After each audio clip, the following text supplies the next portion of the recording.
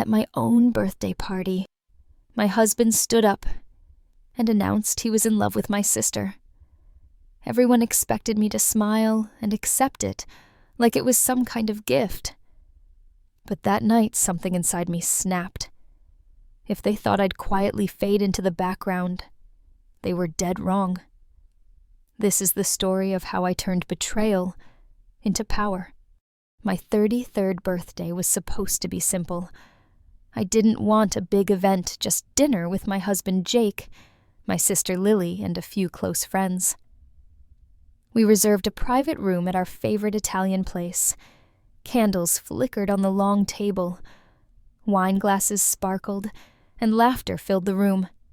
Everything seemed perfect. But then Jake stood up. I thought he was going to give a toast. He tapped his glass, smiled nervously, and cleared his throat. "I have something important to share tonight," he said. My heart skipped. Was he going to announce a surprise trip? A new house? Maybe even the baby we'd been trying for? Then he looked at Lily. My younger sister.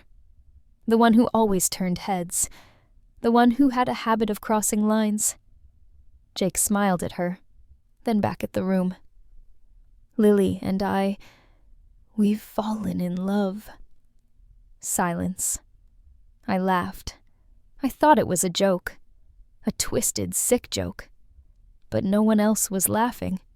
I know this is unexpected, he continued, but love doesn't follow rules. We didn't plan this.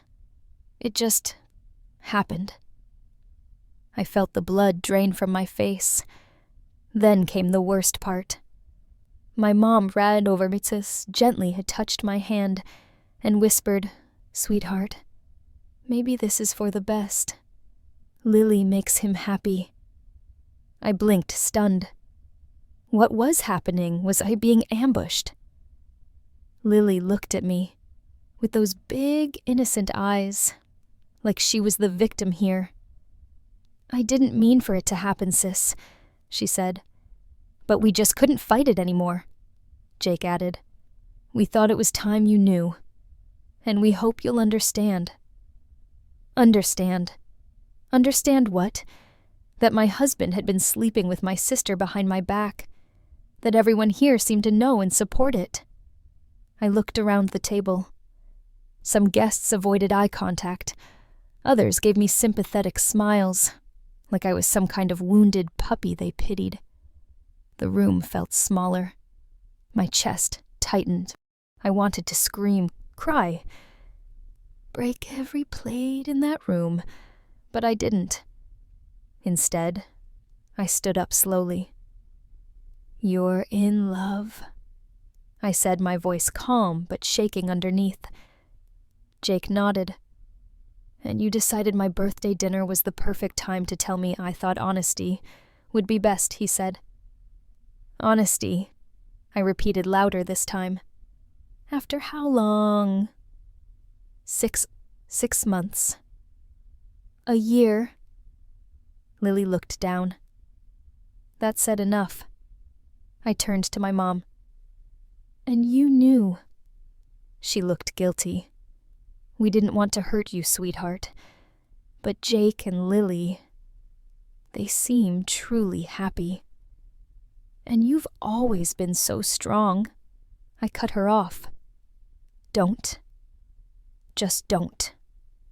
Jake stepped forward. "We can figure this out together. Maybe take some space and you'll see." "No," I said, backing away.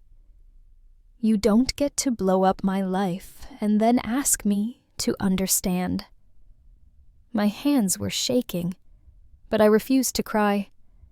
Not in front of them. I picked up my purse and turned to leave. I made it to the door before Jake called after me. "Wait, what about the house? Your name's not on it." I froze. He continued. "We were going to tell you eventually, but since we're being honest, I refinanced the house a month ago. It's under my name now." My stomach dropped. The house. My home. The place I spent years decorating, cleaning, filling with memories. Gone. Just like that. I turned around, slowly, looked him straight in the eyes, and said, "You'll regret this." Then I walked out. I didn't know where I was going. I didn't have a plan. But I knew one thing: I would never come back the same woman again. That night, while they celebrated their truth, I booked a room at a cheap motel. The sheets were scratchy, the lights flickered, and I cried harder than I had in years. But something else was there too, burning quietly beneath the pain. Rage. Cold. Clear. Focused. They thought I'd fade away, disappear, accept it like some abandoned pet. They had no idea who they were dealing with. I stayed at that cheap motel for 3 nights. The first night was all tears. The second, numb silence. And on the third, I opened my laptop and pulled up my savings account. Not much. Just enough to get by for a month or 2 if I was careful. I didn't call anyone. I didn't post online. I vanished. Let them think I was weak. I went to a coffee shop downtown and found a room for rent in a tiny apartment, shared by a divorcee and her cat. She didn't ask questions, just handed me the key and said bathrooms down the hall. Don't leave dishes in the sink. It was perfect.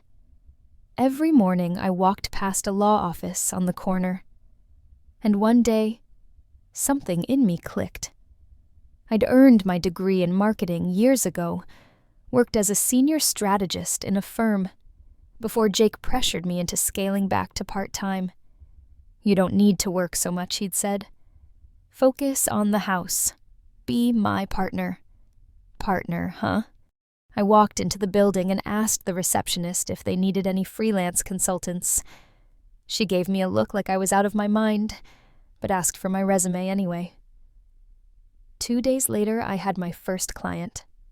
Small job. Just a campaign strategy for a boutique law group. But it felt like fire in my veins. I worked like I was starving, and I was. Not just for money. For control. For identity. For something that was mine. In 3 months, I had 5 regular clients, a growing portfolio, and a referral network of small businesses that actually listened to me. I built a simple website, bought a cheap used car, reclaimed my maiden name on everything. Jake was part of a life I'd buried. And then came the letter. It was forwarded from my old address. Thick envelope. Gold seal. At first I thought it was junk, but inside was a formal invitation to my sister's engagement party with Jake. The theme: second chances and new beginnings. Disgusting. Tucked in the envelope was a handwritten note from my mom. "Sweetheart, it would mean the world if you came. We want the family to be whole again. Lily misses you." I stared at those words. Lily misses you.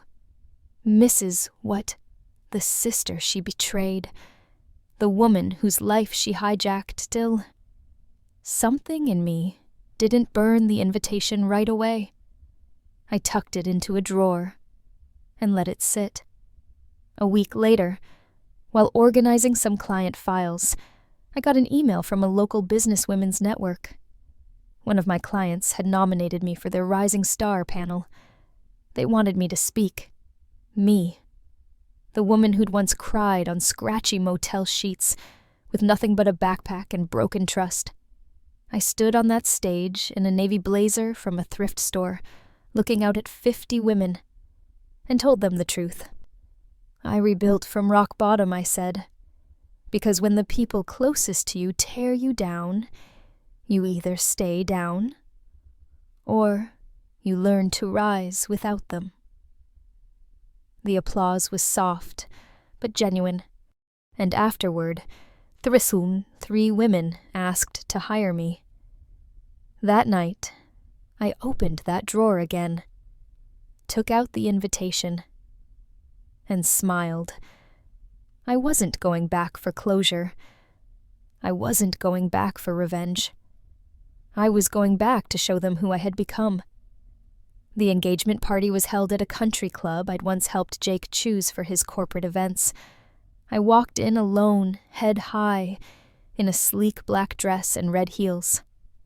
Classic. Understated. Sharp. My mom gasped when she saw me. You came? I did.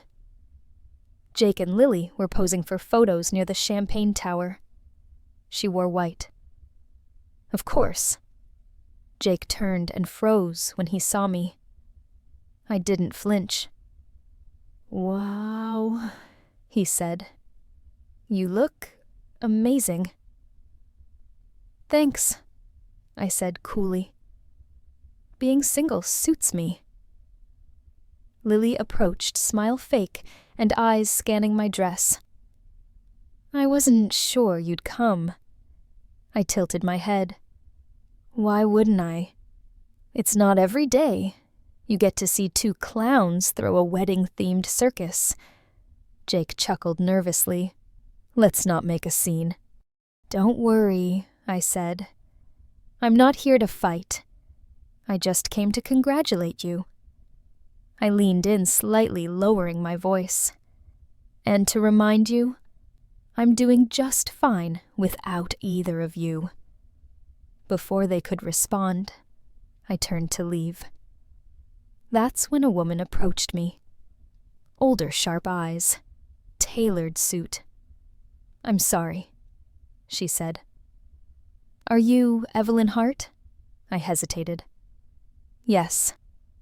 I've heard your name from 3 different firms this month, she said, handing me her card.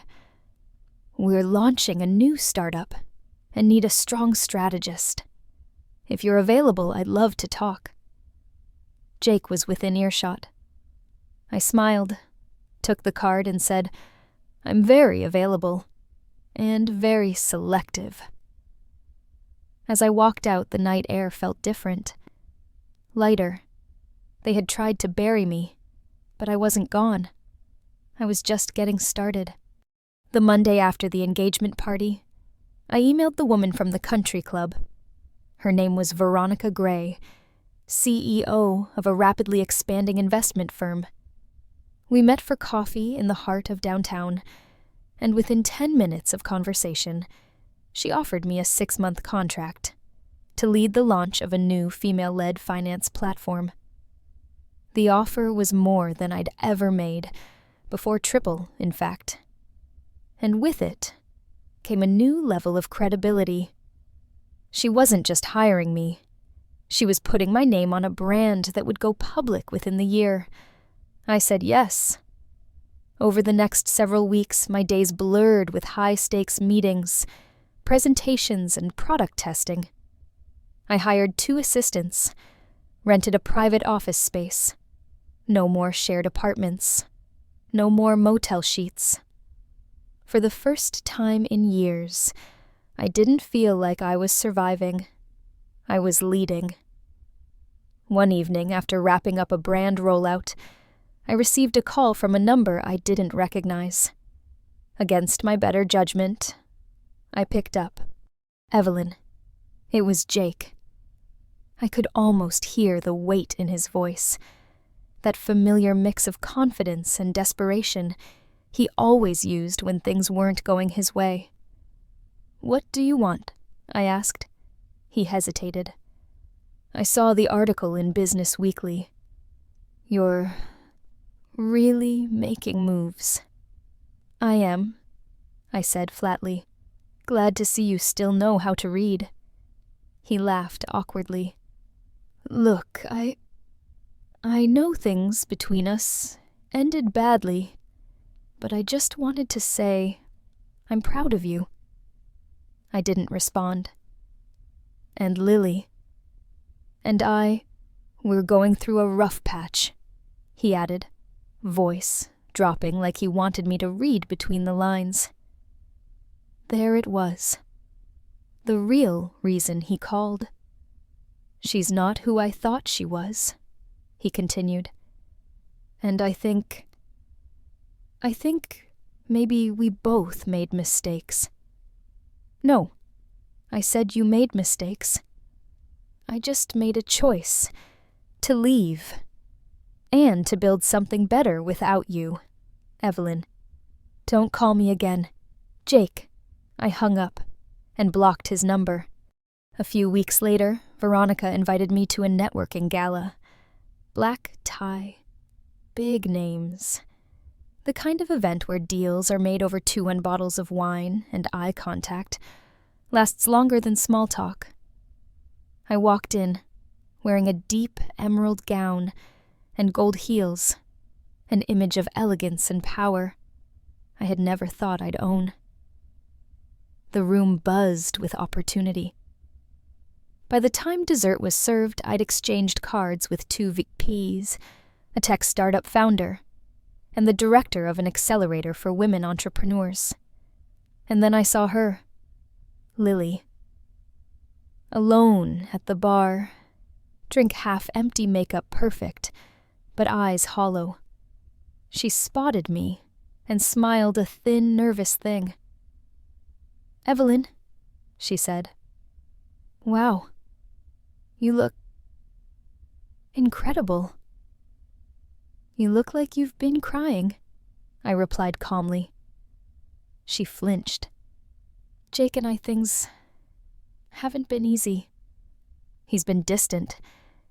And I guess I thought once we were engaged things would settle. They don't settle when they start in betrayal." She sighed and looked away. "You're right. I think deep down I knew that. I almost felt bad for her. Almost. But sympathy doesn't erase what she did." She sipped her drink, then turned to me.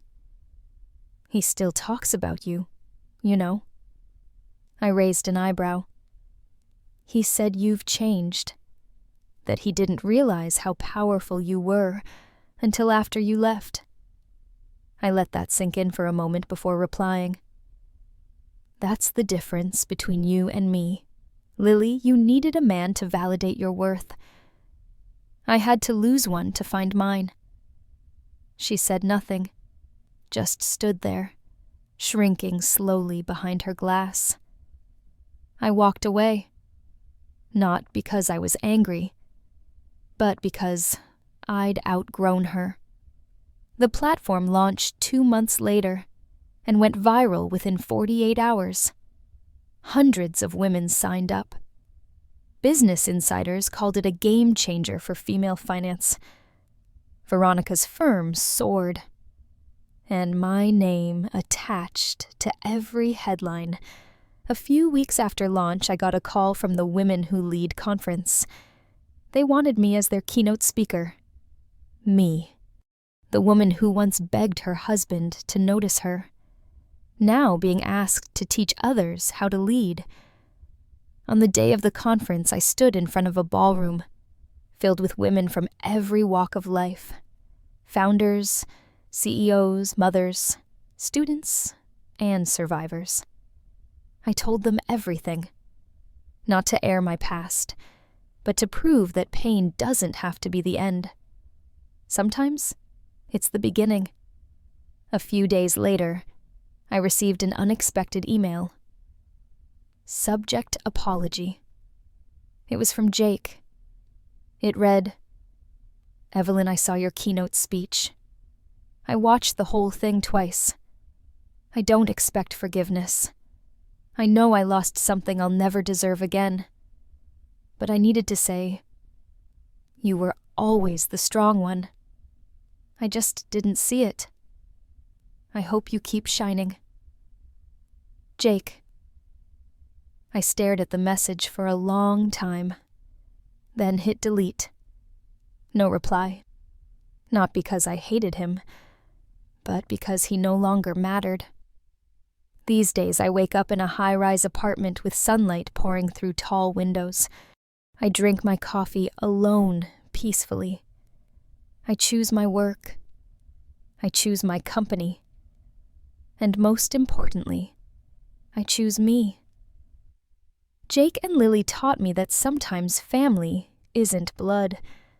Sometimes it's betrayal that sets you free. And I am freer than I've ever been. It had been nearly a year since I left Jake. 12 months of transformation. 12 months of becoming the woman I always dreamed I could be, before the lies, before the betrayal, before I forgot who I was. But here's the thing. No one tells you about success after heartbreak. Sometimes the spotlight isn't enough to silence the echo of what you survived.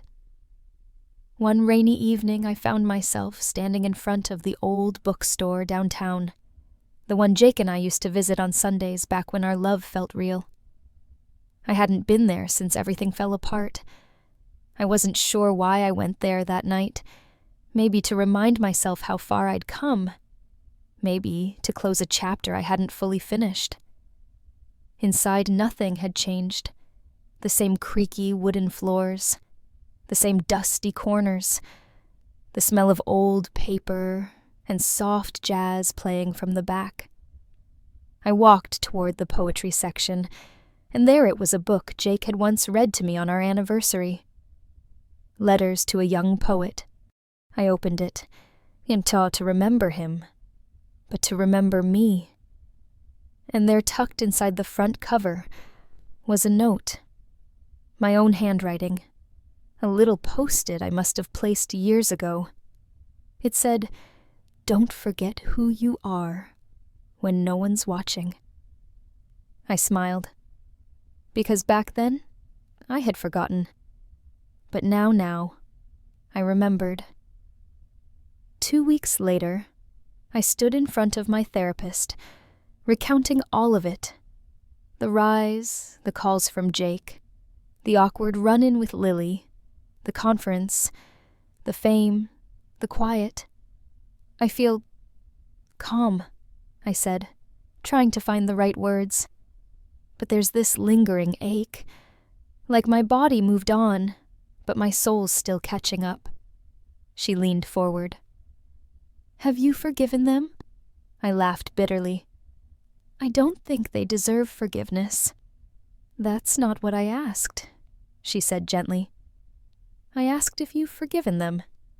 Because forgiveness isn't for them, it's for you." I sat in silence for a long time. That night I wrote 2 letters. The first was to Jake. "Jake, I forgive you. Not because what you did was okay, but because I refuse to let your choices keep me angry. I forgive you, because I've taken back everything you tried to break. I don't need you to hurt anymore. I don't need revenge, I just need peace. And I have it now." The second letter was to Lily. "Lily, I used to hate you. Not just because you betrayed me, but because a part of me saw you as the version of me who got everything I wanted. But I realize now what you took wasn't love. It was control. And you didn't win. You settled for someone who only loved power, and I walked away to find mine. I hope one day you find yours too. I never sent them. I didn't need to. The act of writing was enough. Months passed. The platform I launched with Veronica expanded internationally. I mentored women from all backgrounds. We created scholarships, hosted global summits, partnered with schools. I wasn't just building a business. I was building legacy. One day I got a message from the young woman named Camille, a junior executive who had attended my keynote. She said I was in a toxic relationship with my boss. "Your story gave me the courage to walk away and start my own company. We just got our first investor." I cried when I read that. Not because it hurt, but because it healed something I didn't know still needed healing. My pain had become someone else's permission. That I realized was real power. One evening at a retreat in the mountains, I sat with a group of women around a fire pit. No makeup, no phones. Just stories. Raw and real. When it was my turn, I said, "There was a time I thought I had to stay small to keep a man comfortable. I believed love meant sacrifice, that if I just gave a little more, tried a little harder, he'd finally see me." The women nodded, but then I left, and I found that I had been asking the wrong question. It was never, "Will he choose me?" It was always, "Why am I not choosing myself?" The fire crackled between us, and I felt something lift from my chest. The last piece of guilt, or grief, or whatever I'd been clinging to, it floated off into the night. I haven't spoken to Jake or Lily since. I've heard things he moved states. She postponed the wedding. There are whispers of a breakup. But that's not my story anymore. Mine is this. I rose. Not in spite of what they did, but because of it. I turned betrayal into a blueprint, loss into leadership, and silence into a voice that now speaks to millions. To the woman watching this, who thinks she's too broken to begin again. You're not. You are not what he said about you. You are not the quiet girl who let her dreams gather dust, while everyone else got their spotlight. You are fire. You are worth. You are not too much. You were never not enough, and if no one else has told you today, I see you. I believe in you, because I was you. And look at me now, 1.5 years after walking out of that house, away from Jake, away from the lies. I found myself standing in front of a mirror in my new apartment. Not the kind of mirror that only reflects your face, but the kind that shows your whole self inside and out. I barely recognized the woman staring back. Not because I had changed physically, though I had. The stress weight was gone. My eyes looked brighter, and I smiled without faking it. But the real change was deeper.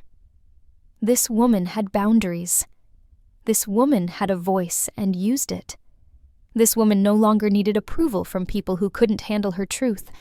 This woman had come home to herself. And coming home, it wasn't about a house, a husband, or a ring. It was about finally choosing peace over performance. One morning, I went to a local cafe to meet Veronica. We were finalizing the guest list for our new mentorship program, one that had grown from a small idea to a nationwide initiative. As we sipped our coffees, a young woman approached our table. "Excuse me," she said, nervous but smiling. "I just wanted to say thank you. Your story, it gave me the courage to leave someone who made me feel small for years." She had tears in her eyes. And in that moment, I saw a past version of myself in her, the girl who stayed too long hoping things would get better. I reached for her hand and said, "You're not small, and you never were." She nodded. I know that now. That moment, that was everything. Because healing isn't just about moving on. It's about reaching back and pulling someone else forward. The last time I saw Jake was purely by chance at a mutual friend's art show. He looked older, tired, like a man chasing something he'd already lost. We made eye contact. And for the first time ever, I felt nothing. No anger. No regret. Just neutrality. He walked up, tried to make small talk. I smiled politely, then said I truly hope you're well. And I meant it. Because indifference, that's the real closure. Back home that night, I sat on my balcony with a journal in my lap. And I wrote down 5 promises to myself. I will never shrink to fit someone else's comfort. I will not confuse loyalty with self-sacrifice. I will protect my peace like it's sacred because it is. I will love fully, but never at the cost of losing myself.